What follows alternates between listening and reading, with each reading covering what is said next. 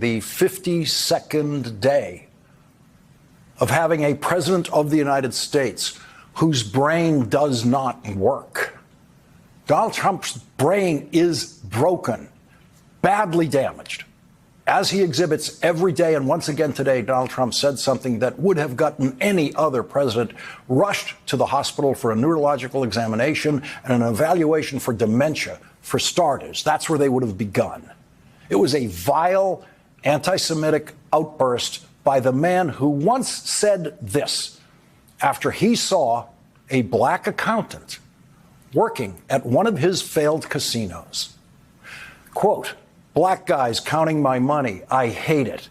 The only kind of people I want counting my money are short guys that wear yarmulkes every day. Those are the kind of people I want counting my money. No one else." That is how the anti-Semitic president of the United States sees Jewish men. Little short men who wear yarmulkes every day. That's Donald Trump. Donald Trump spewed this demented poison today. What the poison we will get to. It came out of him in response to this question. Are you planning to lower corporate taxes to match Ireland? Well, we are planning to lower taxes, yeah, if the Democrats behave, but the Democrats have no clue. Are you planning to lower corporate taxes like Ireland? There's Donald Trump sitting in the Oval Office today with the head of the Irish government, asked a question about corporate taxes in Ireland and the United States, which then got him rambling on for a few completely irrelevant paragraphs that could never be called an answer. And then he ended his response to that question about corporate taxes with this hateful statement about Chuck Schumer. Schumer is a Palestinian as far as I'm concerned. You know, he's become a Palestinian. He used to be Jewish. He's not Jewish anymore. He's a Palestinian. Not a single Republican anywhere in America who claims to be a staunch supporter of Israel and the Jewish people rose up to object to Donald Trump, declaring Chuck Schumer to not be Jewish anymore. So Donald Trump, who has no idea what it is to be Jewish or Palestinian, now decides who is Jewish in this country? Only in his own perverse, deeply perverse brain could he do that. But the disgrace of every elected Republican in Washington is that not one of them dares to complain about that kind of poison coming out of the foul mouth of Donald Trump. And not one of them worries about the mental capacity of the kind of person who can say that, who, oh, by the way, has access to the nuclear codes while he's saying things like that. Donald Trump's mind is gone. It is shattered. You just saw that. There is no recognizable neurological function going on there. Not a single person who ever tries to interpret Donald Trump for you and defensively tries to tell you what Donald Trump meant when he says something insane ever uses the actual words of Donald Trump to explain Donald Trump. Because Donald Trump, who once said, "I have the best words," says things all the time, every day, that make absolutely no sense and frequently are filled with hatred. He's not Jewish anymore. So the United States of America now has a head of state who decides who's Jewish and who isn't. Who else had a head of state who did that? Ever heard of a head of state doing anything like that? You have to be in your 90s to remember the last time the world had a head of state who decided who was Jewish and who was not. That was one of Adolf Hitler's first ideas about how to govern Germany. First of all, decide who's Jewish and who is not. The people who attacked the Capitol on January 6th and made their way to the Senate were heard saying, "Where's the big Jew?" They meant Chuck Schumer, who had just become the first Jewish majority leader of the United States Senate in history the day before the attack. And that was not lost on Trump supporters who attacked the Capitol wearing clothing celebrating the Holocaust. Robert Keith Packer was wearing his Camp Auschwitz hoodie. What would he have done if he had found Chuck Schumer. While Donald Trump's supporters were looking for Chuck Schumer, saying, "Where's the big Jew?" Donald Trump was silent for 187 minutes. If Donald Trump was ever going to say Chuck Schumer isn't Jewish, maybe then, when his people were walking around the Senate saying, "Where's the big Jew?" Nazis invaded the Capitol of the United States looking for Chuck Schumer 76 years after Nazis were rounding up and executing members of Chuck Schumer's family in Nazi death camps. And today, the poisonous, broken brain of Donald Trump said he used to be Jewish, he's not Jewish anymore. All of the sane people in the world, all of the sane people in America, all of the sane people in the Republican Party, the sane ones, do not have to work hard to not say things like that. They are not spending their day and their energy fighting the impulse to say Chuck Schumer is not Jewish anymore, because they are not insane. On CNBC yesterday, the normally mild-mannered, very pro-business Steve Leisman used a word I've never heard him use before in his analysis of the economy or the stock market or anything else. It was the word insane, and he applied it to Donald Trump. Putting 50% tariffs on Canada unless they agree to become the 51st state. That is insane. There is just no other way of describing it. That's enough for Donald Trump to call Steve Leisman a Palestinian. That's enough for Donald Trump to say he's not Jewish anymore. Steve Leisman is not a short guy with a yarmulke. So maybe Donald Trump thinks Steve Leisman doesn't know what he's talking about when it comes to anything financial or economic. It took an insane person to make Steve Leisman use the word insane in describing what Donald Trump is doing to the economy and the stock market with his tariffs. And it took an insane person to say Schumer is a Palestinian as far as I'm concerned. You know, he's become a Palestinian. He used to be Jewish. He's not Jewish anymore. He's a Palestinian. Okay? That's what Donald Trump's last word was. Okay? No, not okay. And it's not okay that we live in a country where that is not a story. It is not okay where the New York Times, which is read by more Jewish people than any other newspaper in the world, doesn't have a story about the president of the United States deciding that the Senate Democratic leader is not Jewish anymore. Once again, imagine what the New York Times would do if Joe Biden had said that.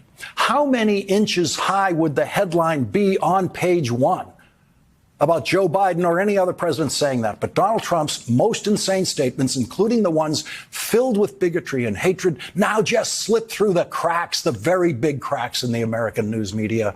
And most people in Israel and most people in the world, most people in America, most Jewish people will not know that the only president of the United States in history who can legitimately be described as insane has decided and announced that Chuck Schumer is not Jewish anymore. And we're told we have to select our outrage with Donald Trump. I understand that. We can't be outraged at everything we're told. I guess that's true. But the problem with that approach is that too many reporters and too many members of the news media are learning not to be outraged by anything. And that is exactly what happened in the Oval Office today, because when Donald Trump finished saying he's a Palestinian, and then he turned to the reporters saying, okay, meaning I'm ready to take another question, not one of them said a word to him about what he just said about Chuck Schumer.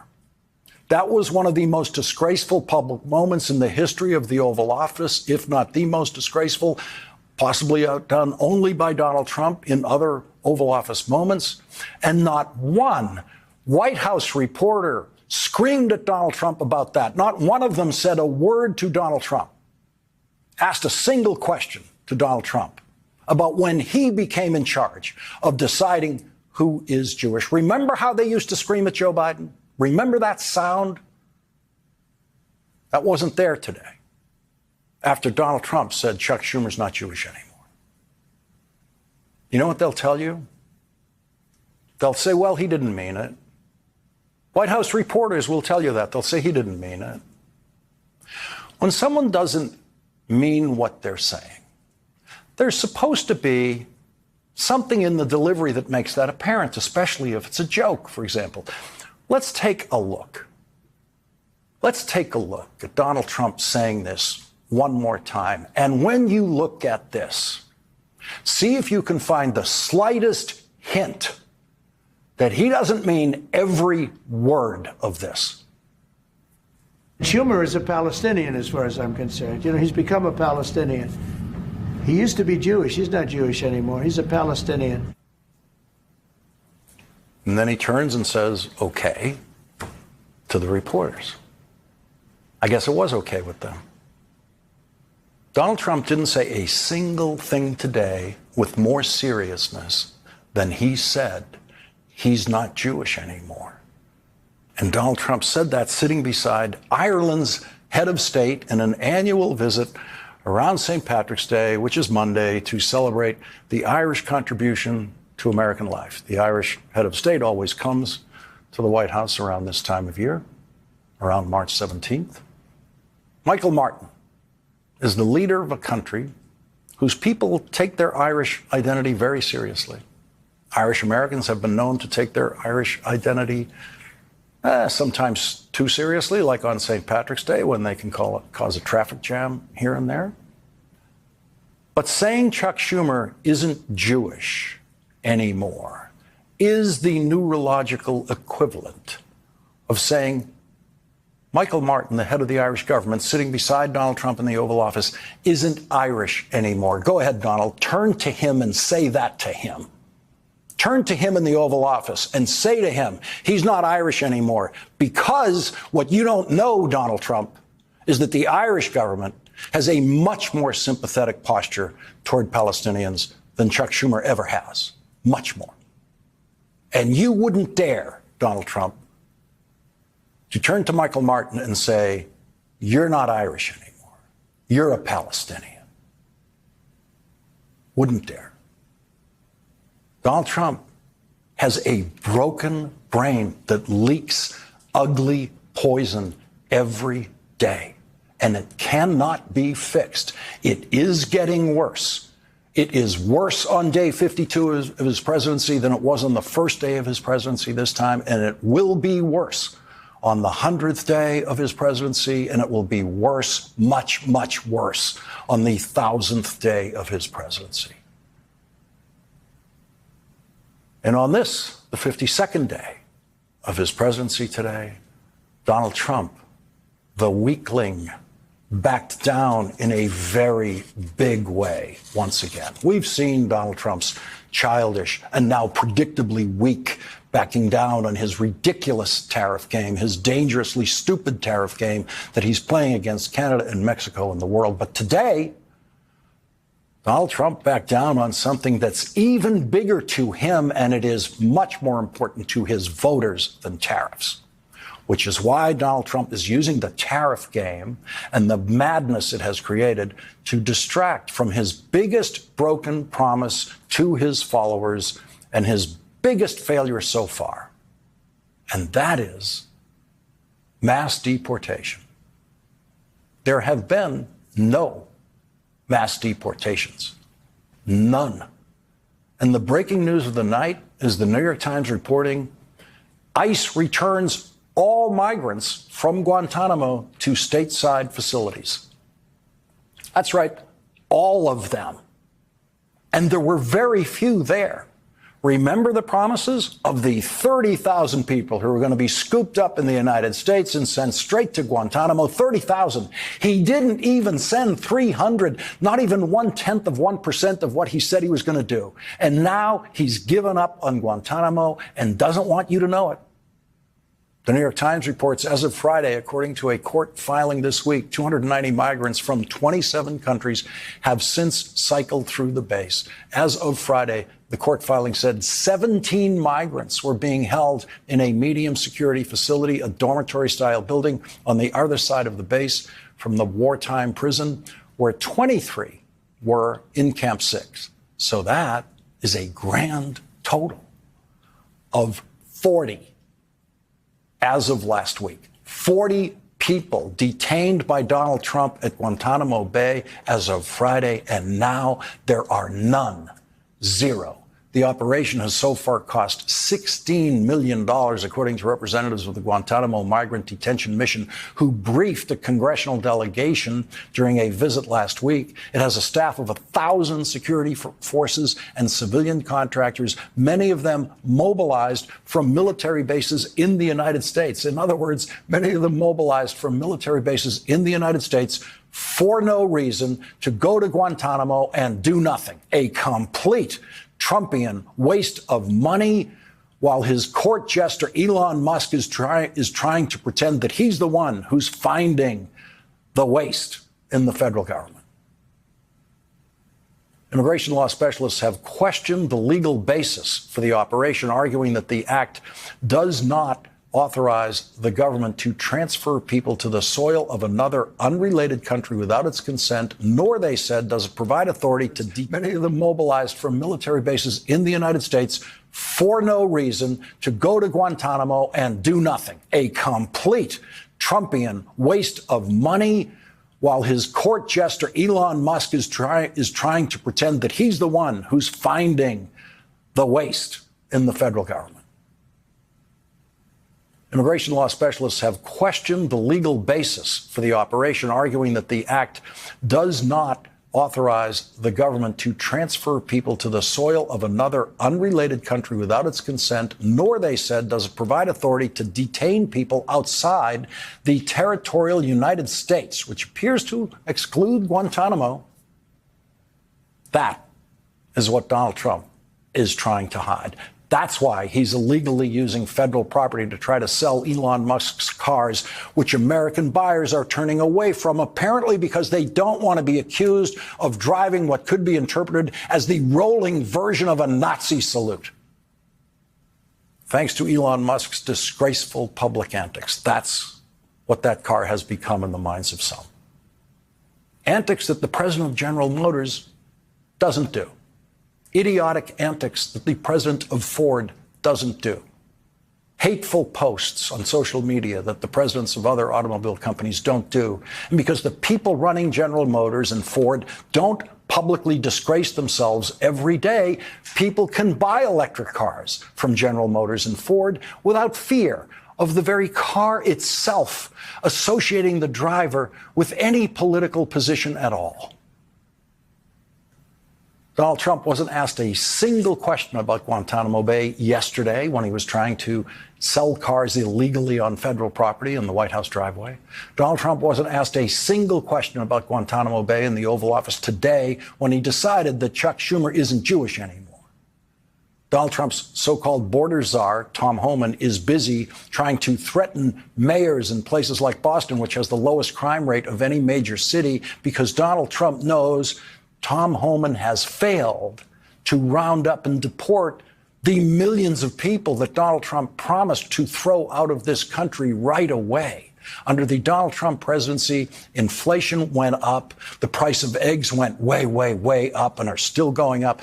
The stock market is going way down. And tonight, Guantanamo Bay is empty instead of being a harsh holding pen for the tens of thousands of criminals who Donald Trump has not found after insisting they'd be easy to find and round up and get rid of. And so far, the only people Donald Trump has managed to get rid of are American citizens who work in America for the American government. And that's the way it is as of day 52.